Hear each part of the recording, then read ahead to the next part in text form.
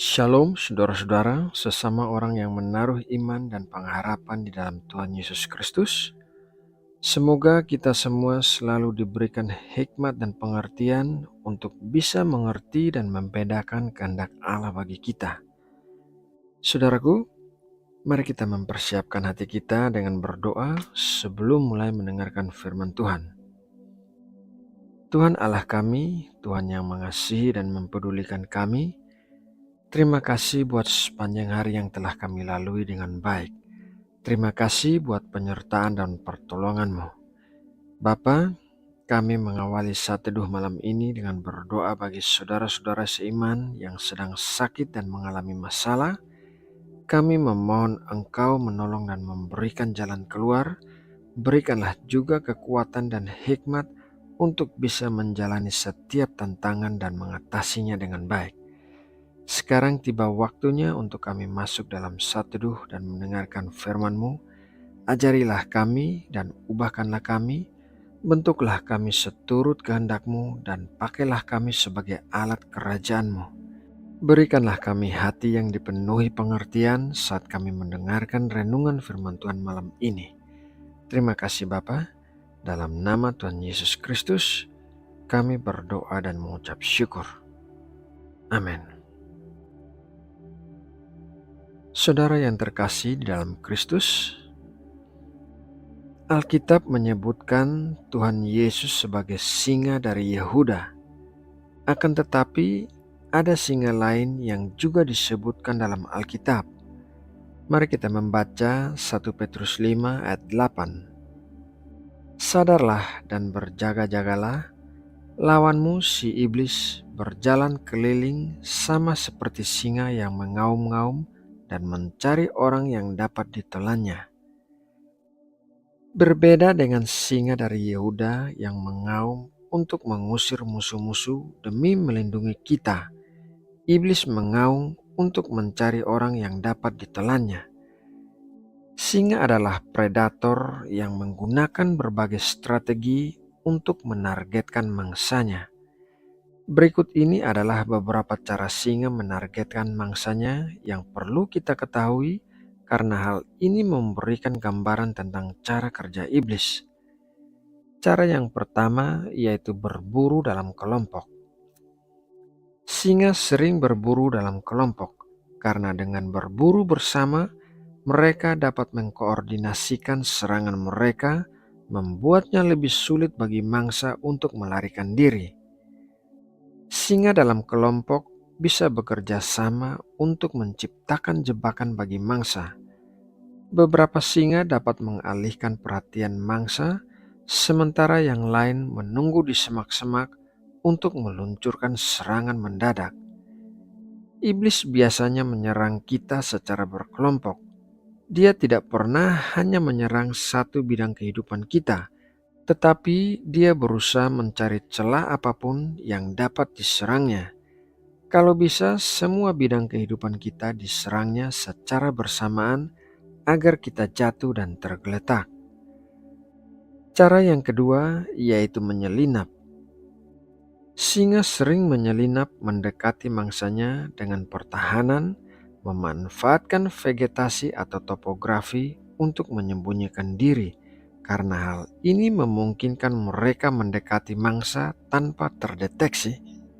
Iblis menyerang secara diam-diam dan dengan cara penipuan yang halus agar kita tidak dapat mendeteksinya. Banyak hal yang terlihat baik, tetapi sesungguhnya adalah hal yang tidak baik. Misalnya saja, mencoba menggunakan obat-obatan terlarang. Awalnya, iblis memberikan tipuan bahwa obat-obatan itu tidak akan menimbulkan kecanduan dan kita bisa mencobanya kemudian berhenti kapan saja. Namun sesungguhnya, hal itu akan menjerat kita sehingga sulit untuk melepaskan diri darinya. Cara yang ketiga yaitu kecepatan dan kekuatan.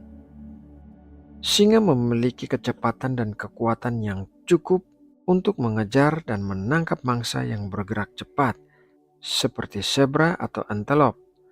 Mereka dapat menggunakan kecepatan ini untuk mendekati mangsa dan meluncur ke arah mereka saat mereka mendekat. Peringatan untuk kita adalah iblis sudah berpengalaman menipu manusia dan dia adalah makhluk yang berbahaya. Kita tidak boleh dengan sengaja mendekati hal-hal yang berkaitan dengannya dengan pikiran bahwa karena Tuhan bersama kita, maka kita akan kebal terhadap hal-hal tersebut. Jauhilah tempat-tempat atau perbuatan-perbuatan yang bisa membuat kita terjatuh ke dalam perbuatan yang berdosa. Cara yang keempat yaitu serangan tiba-tiba.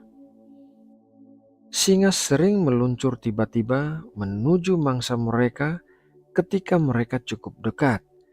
Mereka bisa melompat ke arah mangsa atau meluncur dari semak-semak untuk menerkam mangsa dengan kejutan. Hal ini mengajarkan kita untuk waspada dan berjaga-jaga setiap saat karena kita tidak pernah tahu kapan kita akan diserang. Saudaraku yang terkasih, penting untuk diingat bahwa singa adalah pemangsa yang kuat dan canggih dan mereka menggunakan berbagai strategi untuk mencari makanan. Begitu juga halnya dengan iblis. Ia adalah seorang musuh yang kuat dan bisa menggunakan berbagai strategi untuk menelan kita. Oleh karena itu, sadarlah dan berjaga-jagalah seperti yang dikatakan oleh firman Tuhan. Nah, saudaraku yang terkasih di dalam Tuhan Yesus, demikianlah renungan firman Tuhan malam ini. Semoga renungan malam ini dapat menjadi berkat dan kekuatan bagi kita semua. Mari kita berdoa untuk menutup renungan ini.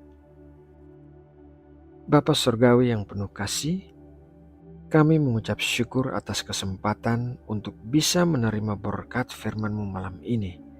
Kiranya setiap benih firman-Mu selalu menghasilkan buah-buah di dalam hidup kami. Berikanlah kami pengurapan dan kekuatan yang baru, agar kami dapat menjalani kehidupan kami dengan baik. Nyatakanlah kehadiran-Mu di dalam hidup kami, agar kami diperkuat dengan iman dan pengharapan kepadamu. Terima kasih ya Bapa. Sebentar lagi kami akan mulai beristirahat. Kiranya perlindungan-Mu melingkupi kami dan damai sejahtera-Mu memenuhi hati dan pikiran kami. Berikanlah kami tidur yang tenang dan nyenyak, sehingga besok pagi kami bisa bangun dengan kekuatan dan kesegaran yang baru. Kami serahkan segala kekhawatiran dan kebutuhan hidup kami ke dalam tangan-Mu, karena kami percaya Engkau Allah yang memelihara kami. Ya Bapa, kami juga berdoa memohon Engkau memberkati Indonesia dan melindungi para pemimpin negeri ini. Berikanlah semangat persatuan dan kesatuan di antara seluruh rakyat Indonesia sehingga tercipta kedamaian di bumi Nusantara. Berkatilah semua sumber daya alam di Indonesia dengan hasil panen yang melimpah sehingga dapat mensejahterakan rakyat. Terima kasih Bapa, dalam nama Tuhan Yesus Kristus kami berdoa dan mengucap syukur. Amin.